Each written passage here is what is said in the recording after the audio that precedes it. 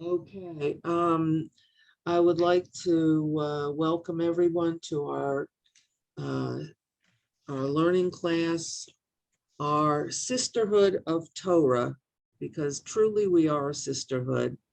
And I would like to dedicate today's class to the memory of our departed Talmidah, Eileen Bloch Levy, Ita Devora Bat Chaya Fega.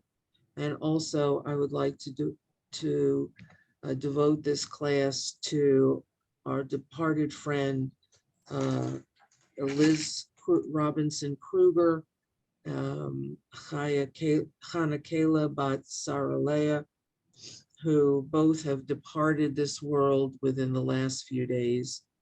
And may their neshamas be blessed, and maybe their neshamas be for their a blessing for all of us.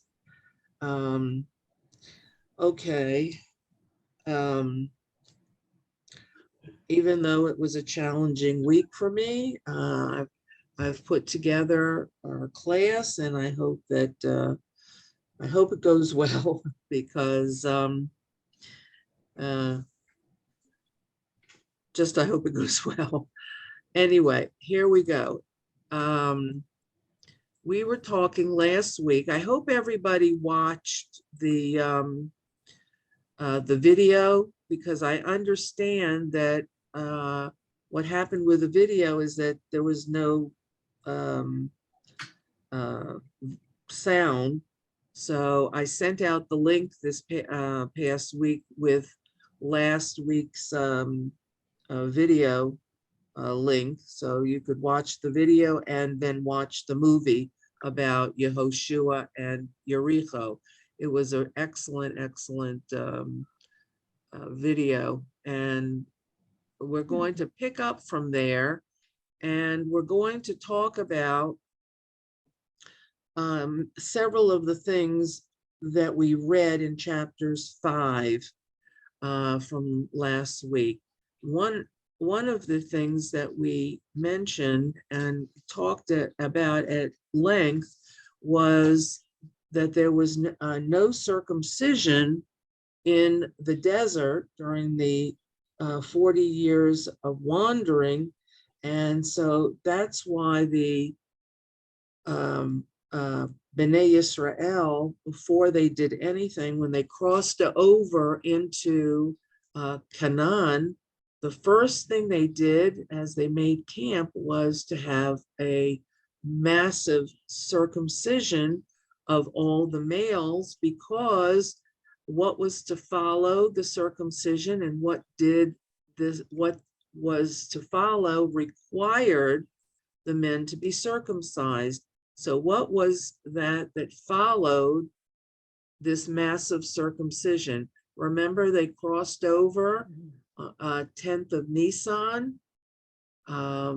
They got over to the other side, and they had to start planning for what? Korban Pesach. For Pesach, exactly. So knowing that Pesach was coming and that you could only partake of the Korban Pesach if you were circumcised, meant that everybody had to be circumcised. And we learn in the Torah, in Parsha Bo, exactly what Hashem tells us in terms of celebrating Pesach. So, and we'll get to that in a moment. Now, we know that on the eve of the Exodus, everybody circumcised themselves because they were commanded to make a Korban Pesach right before they left Mitzrayim. So even if you were not Jewish, if you were a slave within the household, no matter who was to partake of the male of the Korban Pesach, they had to be circumcised. So when Bnei Yisrael, the males, left Mitzrayim, everyone was circumcised. Now, what happens after that is very, very interesting, because we talked about that during the 40 years of being in the desert, there was no circumcision. And that was quite an interesting phenomenon. And there really isn't any text that tells us why. There is speculation in the Talmud. There's speculation on behalf of the Chachamim, the commentators, and they come up with various criteria that didn't happen, one of which was from the Talmud. It talked about the northern wind in the desert, which is associated with dispersing cloud cover, and the cloud cover made the environment, the weather, an ideal condition that would help accelerate a refuah shalem, a getting better, a healing after a circumcision. But the question was, if all the males had been circumcised when they left Egypt, why couldn't they just at random, whenever a baby was born, circumcise the baby? And that's a very good question, and there is really no good answer to that, unfortunately. So keeping in mind about these northern winds, keeping in mind that the cloud of glory that was Hashem's indication that he was with the camp of Bnei Yisrael, and he would travel when the cloud of glory would start to move. They would break camp, they would pack up, and they would start to move in the desert. So they said also they never knew when there was going to be a movement in the desert of going to another place. So consequently, that was one of the other things that we learned in the discussion about why there was no circumcision. Now, what else is notable that happened in the desert, and the reason that we're talking about the desert is because it seems that all of the things that Yehoshua does at the very beginning of entering the Eretz Canaan is reminiscent of commands from Sinai and from Mitzrayim as Bnei Israel left. And a lot of the whole 40-year journey is very much an affecting situation for what Yehoshua does. And we've learned so far there are parallels between Moshe and the Bnei Yisrael in the desert, and Yehoshua with Bnei Yisrael going into Eretz Canaan. So I'm going to share with you on the screen. Let's go to share the video, and we're going to read. Okay. I'm going to read about what transpired in the desert. We're going to, okay, Eileen, can you read this pasuk for us, please? It says, Pesach, not observed in the desert. Let me unmute. Pesach, not observed in the desert. God spoke to Moshe in the wilderness of Sinai in the first month of the second year of their exodus from the land of Egypt, and said, the people of Israel shall observe the Paschal sacrifice at its appointed time. On the 14th day of this month at evening, you shall perform it in its correct time in accordance with all of its decrees and ordinances. Moshe told the people of Israel to observe the Pesach. They observed the Pesach on the 14th day of the first month in the evening while in the wilderness of Sinai.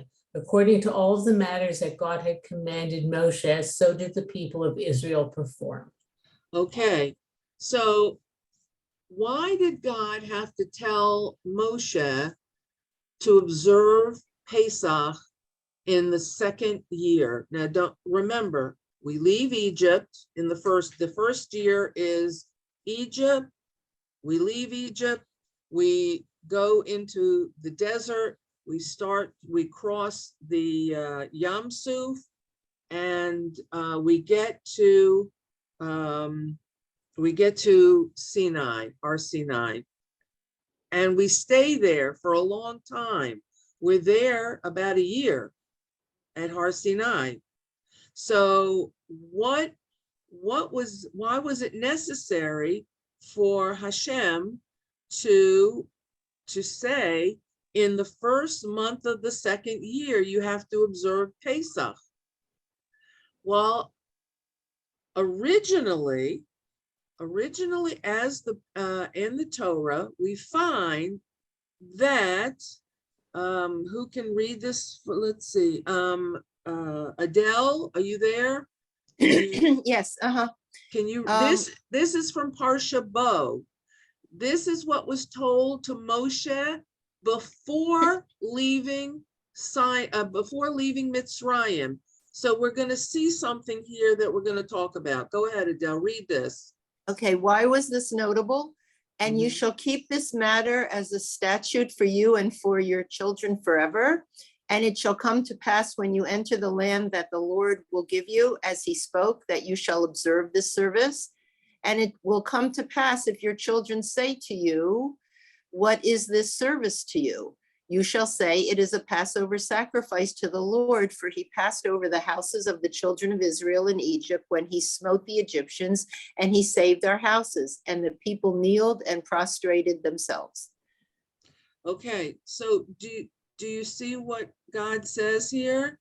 And it shall come to pass when you enter the land that you will observe this service, meaning Pesach. So God says he's giving the people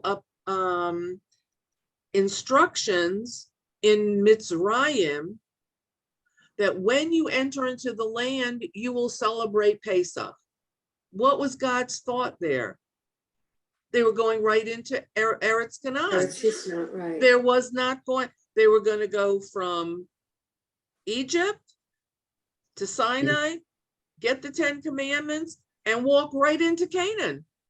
That was the plan. What happened? What happened that God has to now tell Bnei Yisrael that they have to celebrate in the wilderness, the first Pesach? This was not the plan. The spies. Okay, so the first Pesach after Yetziat Mitzrayim happens at Har Sinai. Don't forget, there was the Moshe goes up, gets the 10 Commandments. He comes down. What does he find? What does he find people doing? The golden calf. Right.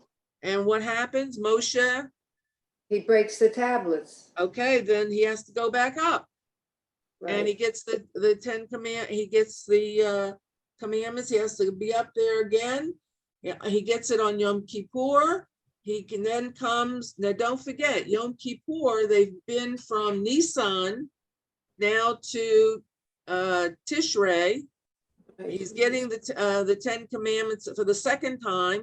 He's coming down, and now there are going to be episodes in which Bnei Yisrael will find themselves in a different circumstance than Hashem had originally planned.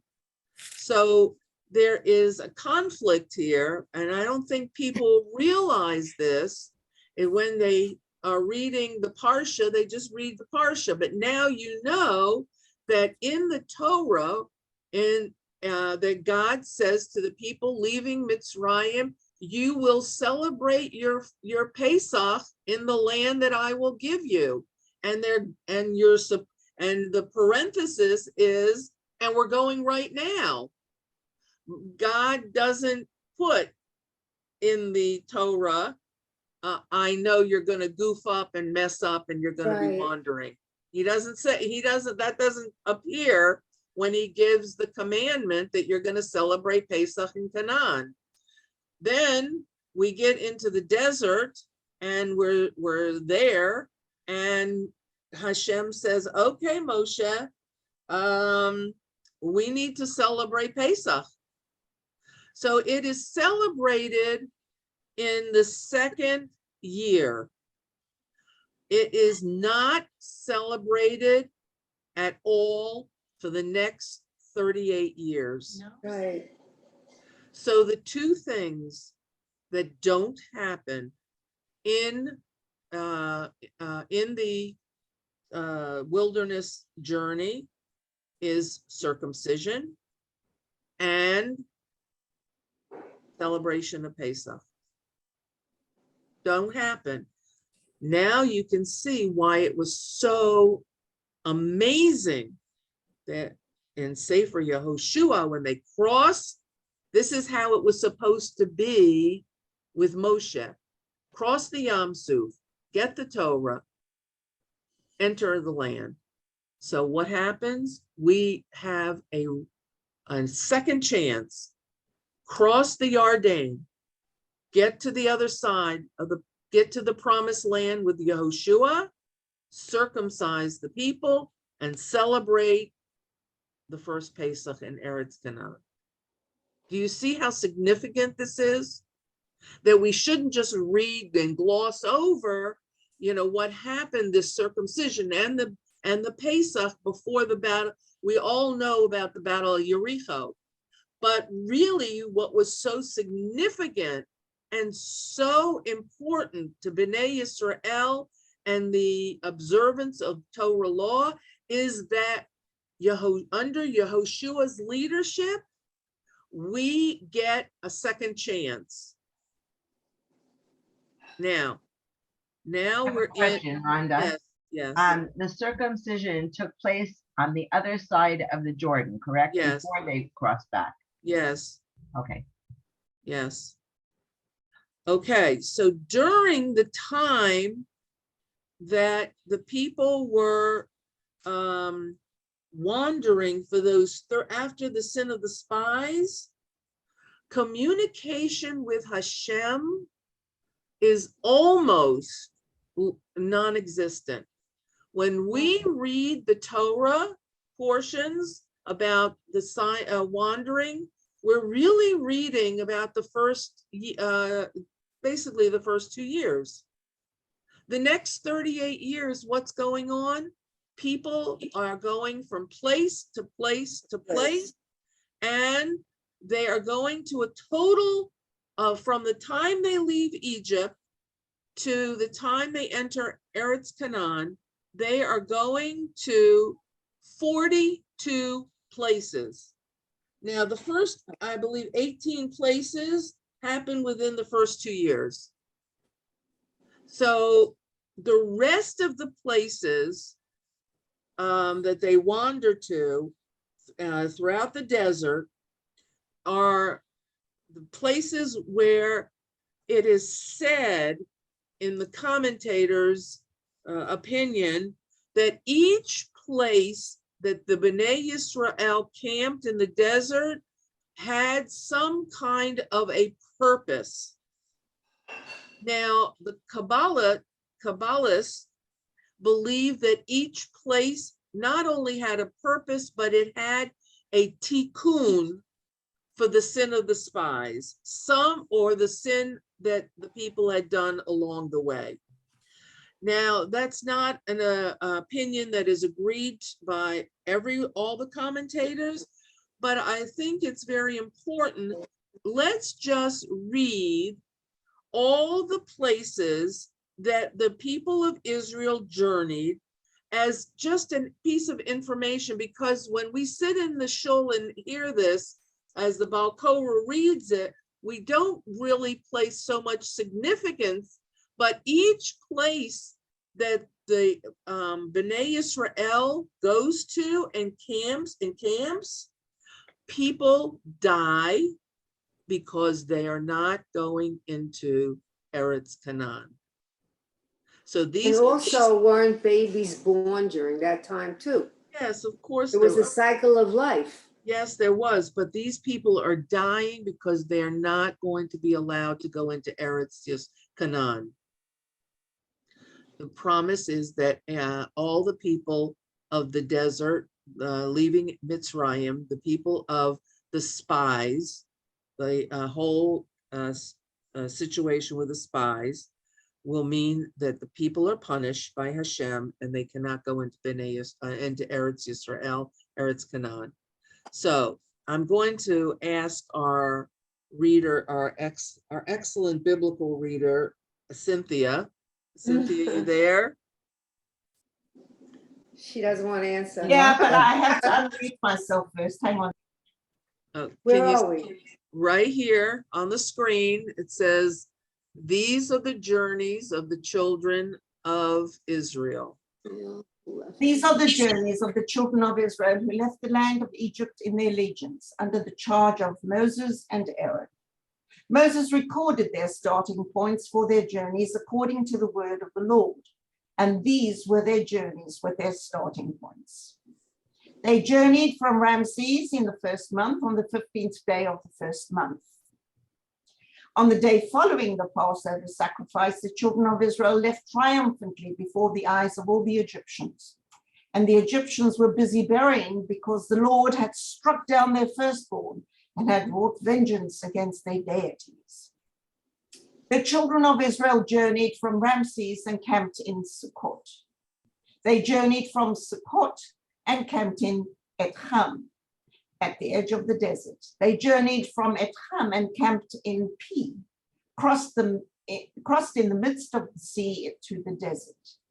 They walked for 3 days in the desert of, hello? Oh, I missed all of that. They Can you crossed. go back up a bit, go up a bit? I missed all of that. They journeyed from Sukkot and camped in Etham at the edge of the desert. They journeyed from Etham and camped in Pi, Hachirot,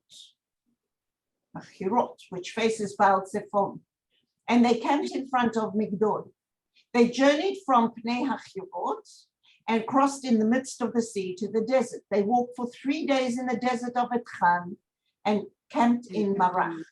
They journeyed from Marach and arrived in Elim, and in Elim there were 12 springs of water and 70 palm trees, and they camped there.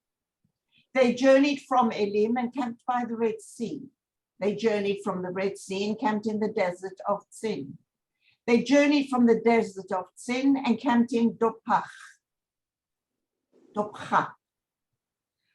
They journeyed from Dopha and camped in Alush. They journeyed from Alush and camped in Rephidim, but there was no water for the people to drink. They journeyed from Rephidim and camped in the Sinai desert. They journeyed from the Sinai desert and camped in Kivrot HaTa'ava. They journeyed from Kivrot HaTa'ava and camped in Chatzerot. They journeyed from Chatzerot and camped in Ritmach. They journeyed from Ritmach and camped in Rimon Peretz. They journeyed from Rimon Peretz and camped in Livna. They journeyed from Livna and camped in Risach. They journeyed from Risach and camped in Keheletach.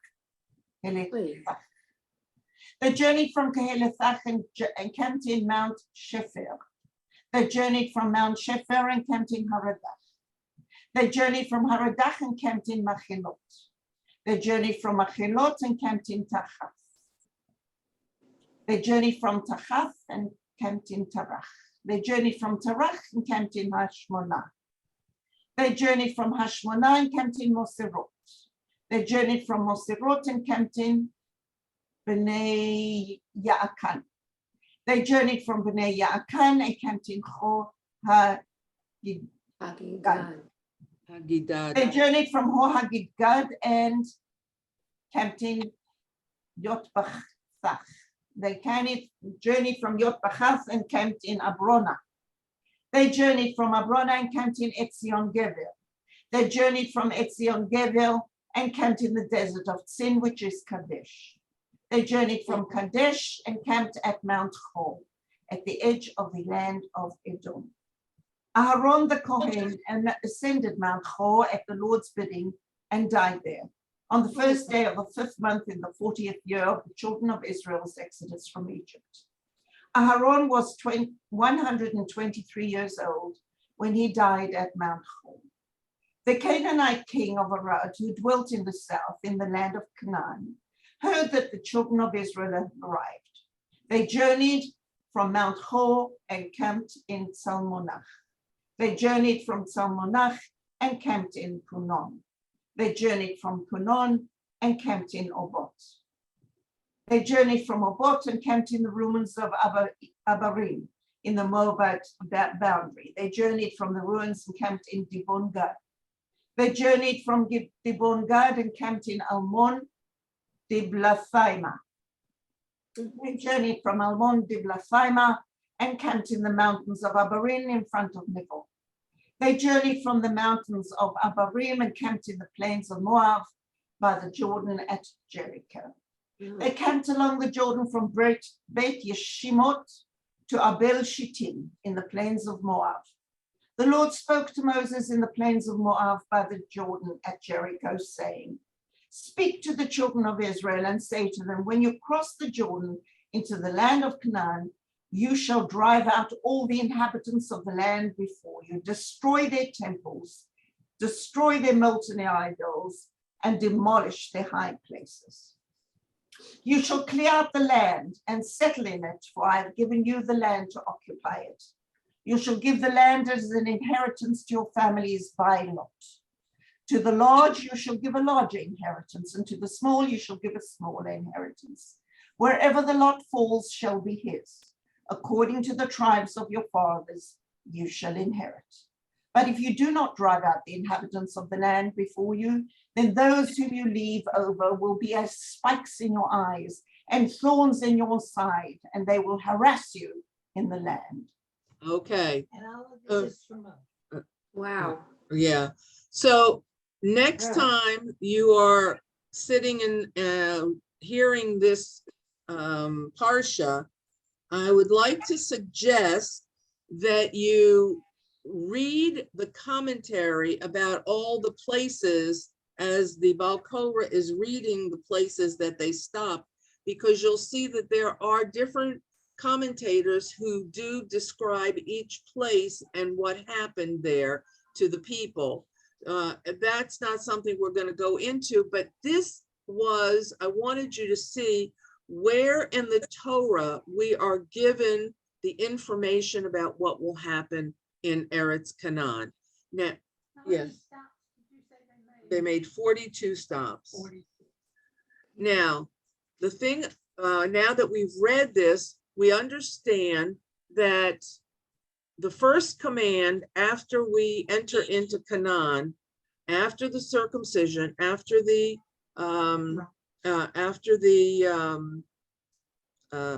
Pesach, having made Pesach, was to rid the Eretz Canaan of all the inhabitants if they did not want to follow in the ways of the Torah. So, having said that, what will happen now is that the next, we are going to leave the part of the entering into Canaan, the parallels of leaving Eretz Mitzrayim and leaving, entering Eretz Canaan. Those parallels are going to stop. And what we're going to see is that from now on, the book of Yehoshua is divided into three basic sections. One section that we are going to now enter into will be the battles.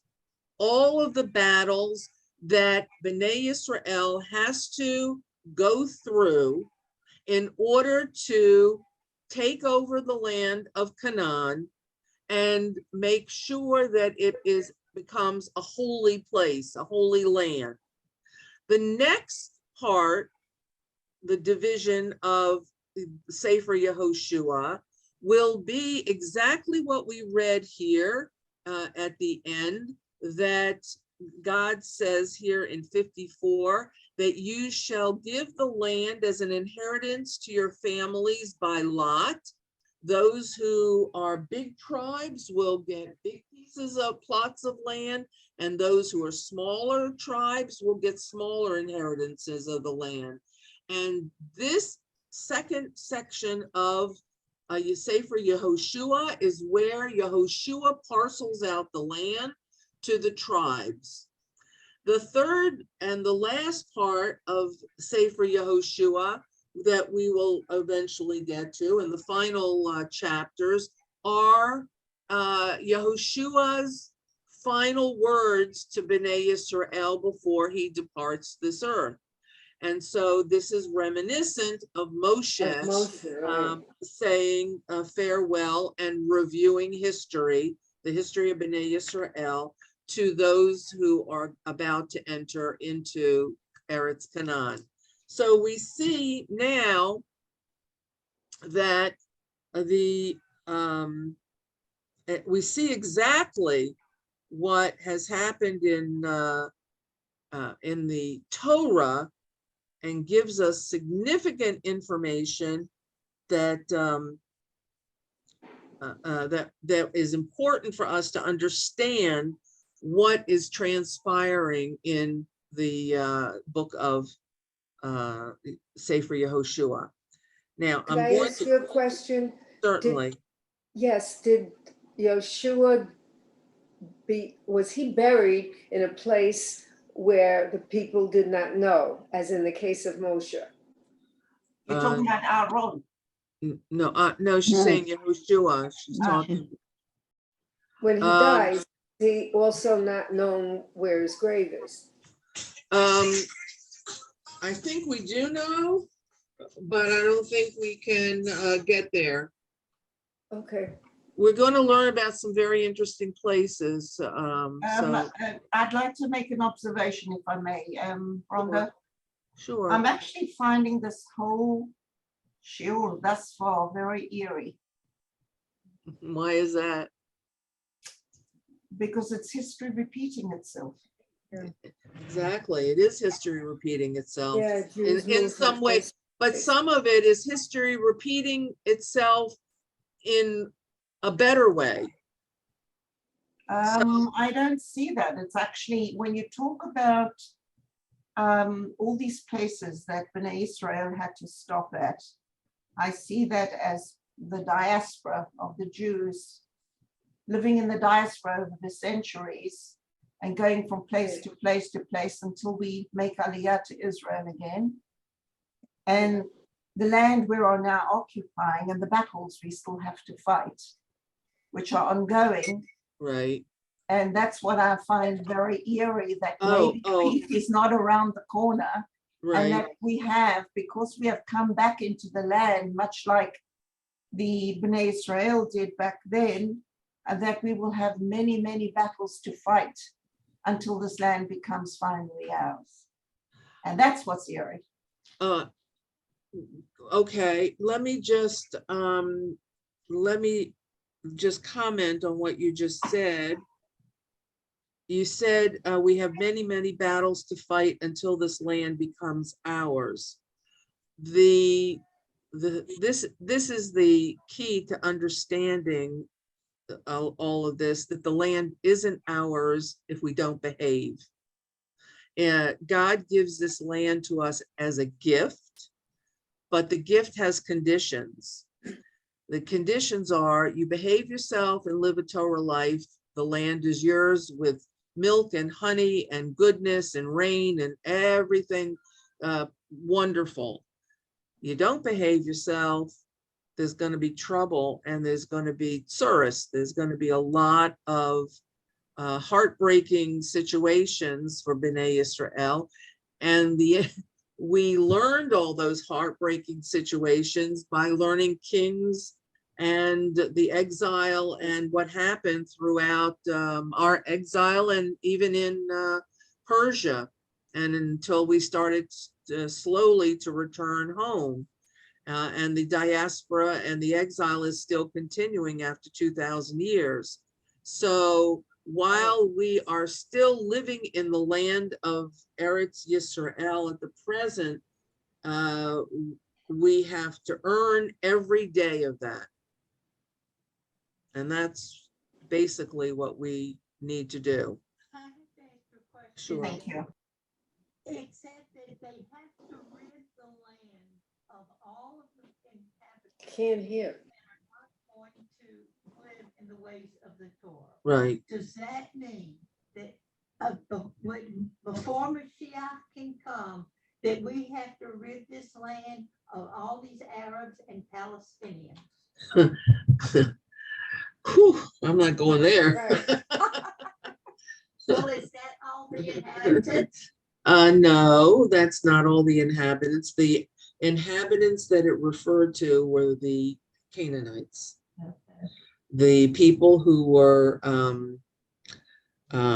as we learned last week, child sacrificers, immoral, corrupt, Idolatry.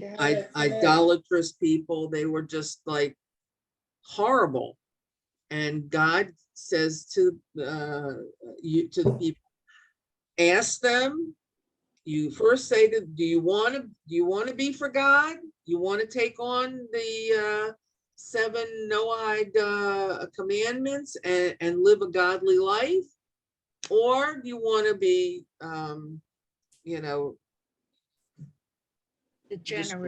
destroyed? There wasn't room, and there wasn't a place for in God's land for people to be so horrible. And when Bnei Yisrael gets to be that horrible, and we learn that it does in the end of Kings in Malachim, then what happens is exile. Then the land is taken away from us, and we leave until we're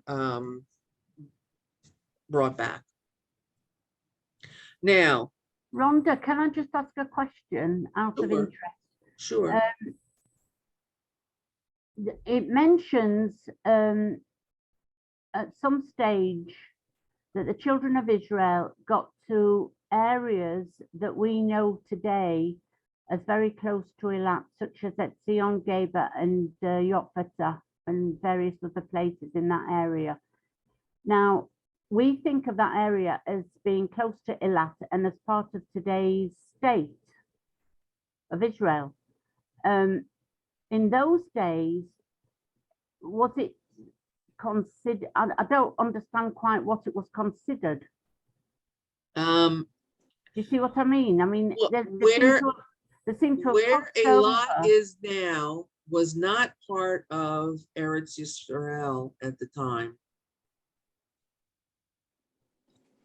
It wasn't then, but it is when now. when the Balfour Declaration and the UN drew the lines, it was included in the state of Israel, but originally it was not part of Eretz Yisrael, Okay.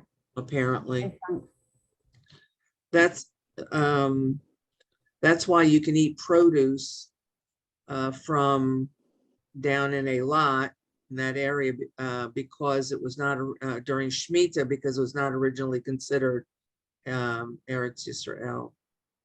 Thank you. Okay, so let's just see where we are in. All right, so now we learn that the people of the Eretz Yisrael, Bnei Yisrael, have, and let's turn in our, I hope you have your textbooks.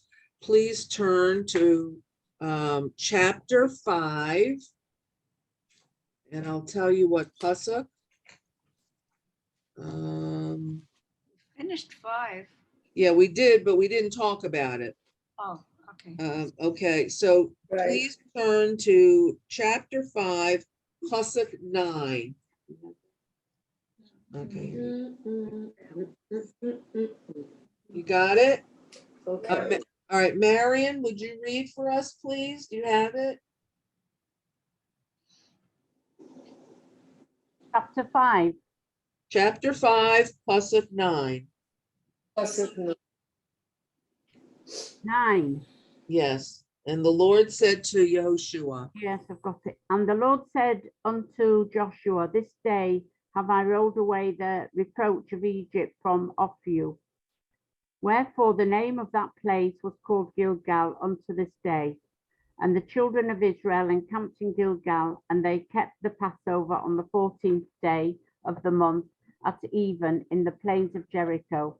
And they know took that face. of the produce of the land on the morrow after the Passover, unleavened cakes and parched corn in the selfsame day. And the manna ceased on the morrow after they had eaten of the produce of the land. Neither had the children of Israel manna any more, but they did eat of the fruit of the land of Canaan that year. And it came to pass, when Joshua was by Jericho, that he lifted up his eyes Okay, and looked. okay, so let's stop there, okay? Because this is a significant turning point in the history of Bnei Israel. For 40 years in the desert, what was their sustenance? Man. The man, that's right. Manna. That's right. The minute that they eat of the grain of Eretz Canaan, we find that the manna stops. So what is the significance here of the stopping of entering the land and the stopping of the of Hashem providing all the food for them? They're on their own. Well, I think that it was because they had to understand that they had to start helping themselves That's and right. doing what they had to do to produce food. Right. They had to start learning to lead an independent existence I'm and here. not rely only on God to make sure that they survive. It was up to them. That's right. Got it? Did you hear her? No, She said that, Yes. okay, say it again. They had to depend upon themselves. They had to become an independent, functioning people. They could not rely upon God to give them all their needs and take care of all their needs. It was up to them. They had to do it themselves. Is that what I said? Yeah, that's what you did. Oh. Yeah, yeah, very good. Oh, okay. Now, having said that, anyone want to make a comment about that? About the self-sufficiency of Bnei Israel? This is when God says, okay, there is no more free lunch. That's basically what's happening here. You are now in the land. You're going to have to take of the grains of the land. You're going to have to take of the fruits and the drink throughout the land, and you're going to have to provide for yourself, because at this point, the goodness of providing the water that followed the people wherever they went, and the food, the manna from heaven, is stopping, and God is saying, I am no longer going to be your caretaker. You are going to have to be the one who is going to provide for yourself. And as you provide for yourself and you observe all my commandments in the land of Canaan, then I will be with you and I will support you. But, and he says, I will give you your rain in its due season. I will give you of the harvest. I will make sure that there is plenty, and I will make sure that there is fertility and that there is goodness and all the necessary ingredients.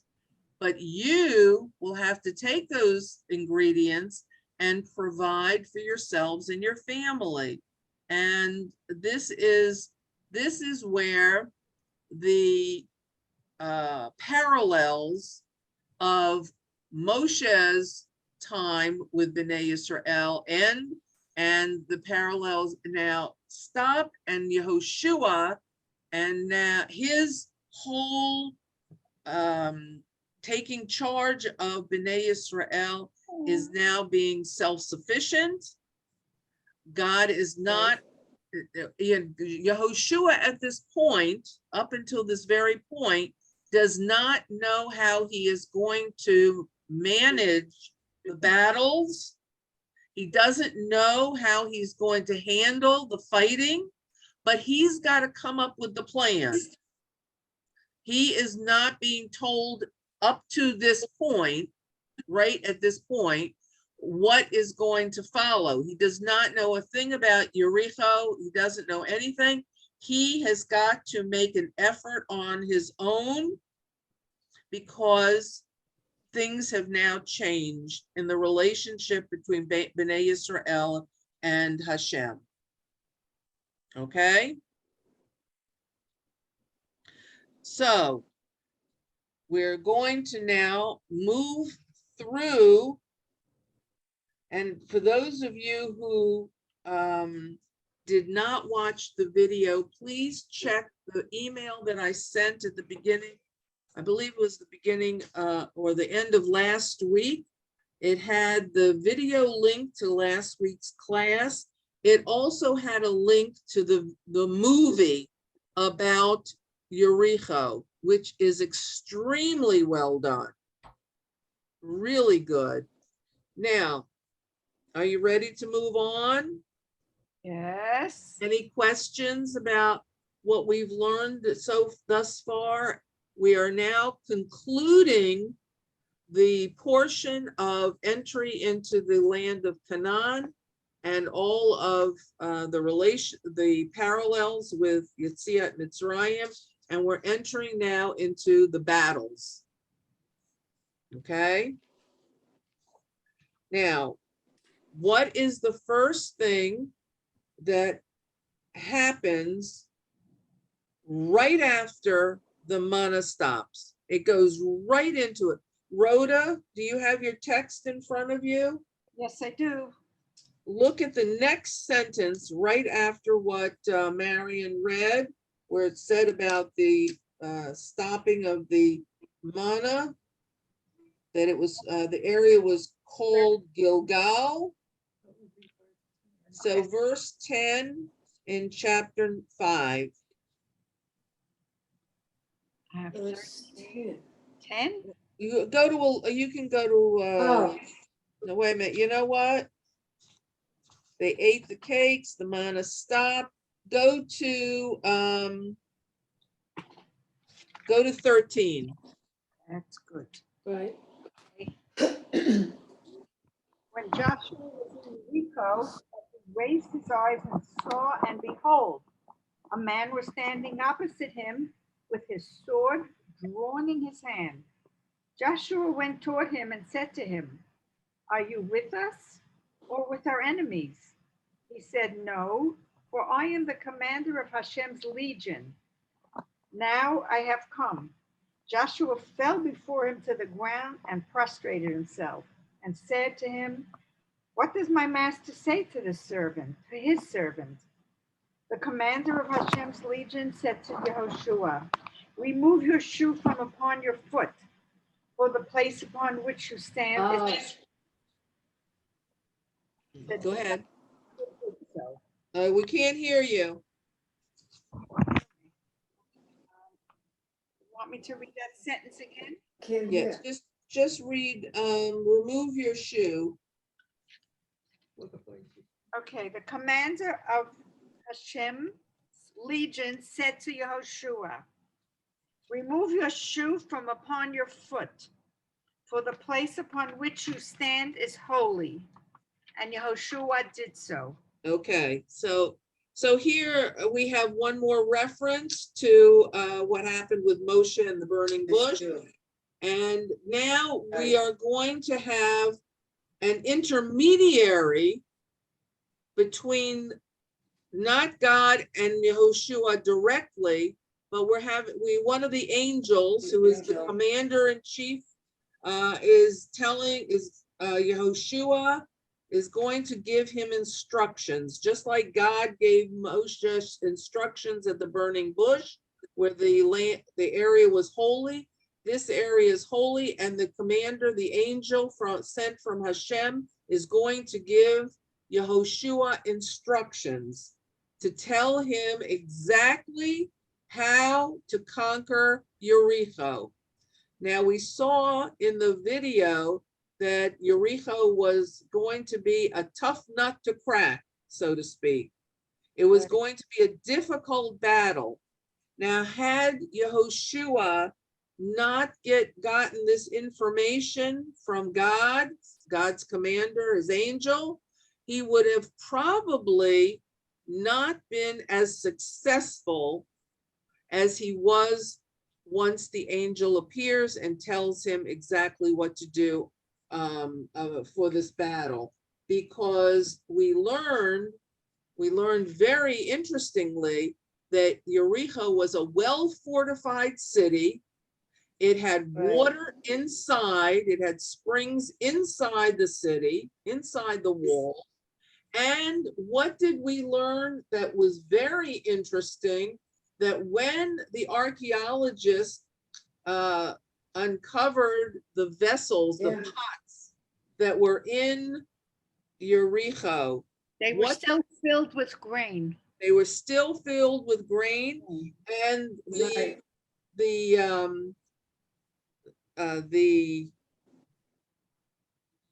I don't even know what the word would be, the proof of this happening at Pesach time, at harvest time, is very interesting, because the archaeologists said that there was grain filled, each pot was filled.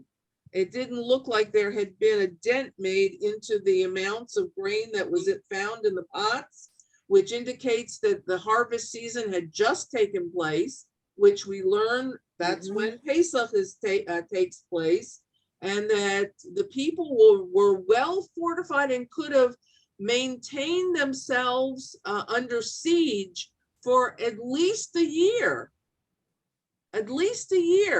which would have been devastating for Bnei Israel, seeing that they had very little provisions themselves. So this second miracle that is about to happen with the conquest of Jericho is very, very important in the relationship between Bnei Israel and Hashem. And God is giving these miracles. We are seeing God reappear after all of his silence during those basic 38 years. He is reappearing because these people are all the offspring. This is the second generation from Mitzrayim, and he is eager to have a relationship, a successful relationship with these people as they enter in the land and conquer the land and do God's bidding, because God says, I'm going to give you the land, but you got to work for it. You got to really work hard. You're going to war for every single inch of this land. So God says, but you're not going to be alone. And that's the miracle of Jericho, that it is a renewal of the relationship between Hashem and Bnei Israel. And if we were to really think about it, it's a hopeful reuniting of God with his people. And I think that's the whole crux of everything, that we are being reconnected with God, and God is going to give us a second chance, giving us miracles in order to prove that he's with us throughout the whole conquest of the country. So I think that we, I don't, what time is it? 49. I also think that the fact that there was that much grain left. Can't hear her. The destruction happened right away. They didn't even have time to eat it. Did all of them die? Can't hear her. All the people in Jericho? No, they all didn't die as the walls fell down, but what happened is the Israelites entered into the city when the walls came down. We learned that there was these mud bricks that were made, and those fell down on the ground, creating a ramp into the city, because it's if do you want it, we can continue if you want. Linda, do you want to, who hasn't read lately? Who would like to read? Anybody like to read? Shout out. Wait, what do we To have? continue. Chapter 6, Pasuk 1. What, Linda, you got it? okay, yeah. Jericho was completely sealed before the children of Israel. No one left and no one entered. Hashem said to Joshua, see, I have delivered into your hand Jericho and its king, the mighty warriors. You shall go around the city, all the men of war, encircling the city one time. Thus shall you do for a period of 6 days. And 7 Kohanim shall carry 7 ram shofars before the ark. And on the 7th day you shall go around the city 7 times, and the Kohanim shall blow with the shofars. It shall be that upon an extended blast with the ram's horn, when you hear the sound of the shofar, all the people shall cry out with a great cry, and the wall of the city will drop down in its place, and the people shall advance, each man straight ahead. That's the end of that paragraph. Okay, so they'll advance into the city. It says in the Hebrew text that they will go up, which means that if these bricks fell down from the wall, they can climb up and breach the wall has been breached. There is openings within the wall, and they can go and unfortunately, I guess we can say they kill all the people. I mean, we don't like to hear that, but that's what they had to do. No, it's okay. That's what they had to do. That's what they had to do. And they listened. They listened, and they did exactly what God said. Go ahead. Anyone? Other people didn't flee. So, I think we read the rest of this, how that Rahab's house was spared. She was, Right. she and her household were spared. They were saved because of her good deeds toward the spies, and she becomes part of the camp of Bnei Yisrael. And I believe that we find that, I mean, the rest of the chapter 6 continues. 17, You know, verse 17, it talks about. okay, let's go to 17. Avis, do you have the text in front of you? I have, yeah. 17. 17. Right. Yeah. Oh, wow, turning over. 11, 12, 13, 14, 15, 17. And this is the portion that fell by lot to the tribe of No, Manasseh. chapter No, 6, the city. 17, and the city. Oh, I'm so sorry. I'm sorry. Yeah. 6, 17, 15. Hold on. 17. The city Yes. and everything in it are to be prescribed for the Lord. Only Rahab the harlot is to be spared, and all who were with her in the house, because she hid the messengers we sent. But you must beware of that which is prescribed, or else you will be prescribed. If you take anything from that which is prescribed You will cause the camp of Israel to be proscribed. You will bring calamity upon it. All the silver and gold and objects of copper and iron are consecrated to the Lord. They must go into the treasury of the Lord. So the people shouted when the horns were sounded. When the people heard the sound of the horns, the people raised a mighty shout and the walls collapsed. The people rushed into the city, every man straight in front of him, and they captured the city. They exterminated everything in the city with the sword, man and woman, young and old, ox and sheep and ass. But Joshua bade the 2 men who spied out the land go into the harlot's house and bring out the woman and all that belonged to her, as you swore to her. So the young spies went in and brought out Rahab, her father and her mother, her brothers, and all that belonged to her. They brought out her whole family and left them outside the camp of Israel. They burned down the city and everything in it. But the silver and gold and the objects of copper and iron were deposited in the treasury of the house of the Lord. Only Rahab the harlot and her father's family were spared by Joshua, along with all that belonged to her, and she dwelt among the Israelites, as is still the case, for she had hidden the messengers that Joshua sent to spy out Jericho. At that time, Joshua pronounced this oath: "Cursed of the Lord be the man who shall undertake to fortify this city of Jericho. He shall lay its foundations at the cost of his firstborn and set up its gates at the cost of his youngest."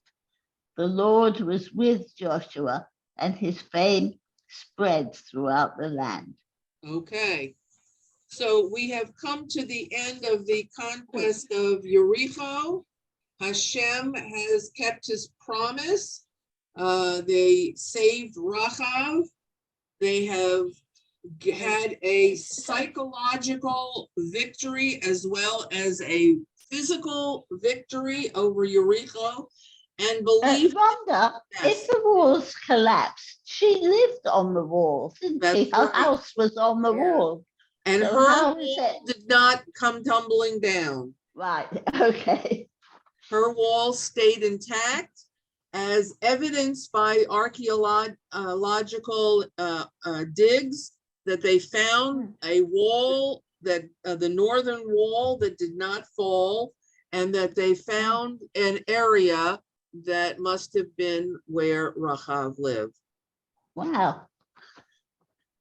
So anybody who says this did not happen, all they have to do is go to Jericho to see the archaeological sites. Okay? Can I make a comment? Yes, And it is a comment, and it may not be relevant at all. They sounded the horns for 7 days. Right. No, right. Yeah, they went around in silence for 6 days. No, because we don't blow the shofar on Rosh Hashanah if it falls on Shabbos. Right. So they did not blow the horns until the 7th day. And clearly that was not Shabbat. Right. My text that I read comes from. Can I ask something, please? Yeah. Yes, of course. It says that all the people shouted. What did they shout? I have no idea what they shouted. Charge. They shouted charge. They could have charged, we're for the Lord.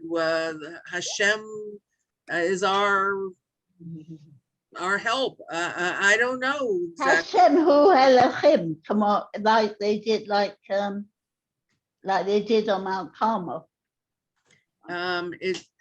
It's very possible. I don't know. I can look that up, but I don't think we're told. It was probably a lot of aggression getting out. You know how you have like shouting therapy. Well, I'm sure that they were very, Like very, a football chant. yeah. You know, every person in the current government and the ones that will come should have to read this portion of Yehoshua, because it shows you what you have to do to your enemies. Ugh. Yeah. Uh, Yes. Because they don't. I don't want to start a political discussion. Right. Let's right. Okay. Okay, so ladies, I thank you for joining the class today, and oh, thank you. it's time to say goodbye. I hope you have a very good week. I hope this week will be a week of peacefulness and quiet, and as we prepare every day for Rosh Hashanah. Those of you who have not RSVP'd for the Tashlich at the beach, I would suggest you do so. We have a 20-passenger bus, so we really need to By find the out. way, about that, it's really for those that want to drive. I've driven in the past. I'm not going to drive this year. It's impossible to park in those parking lots anymore. Okay, so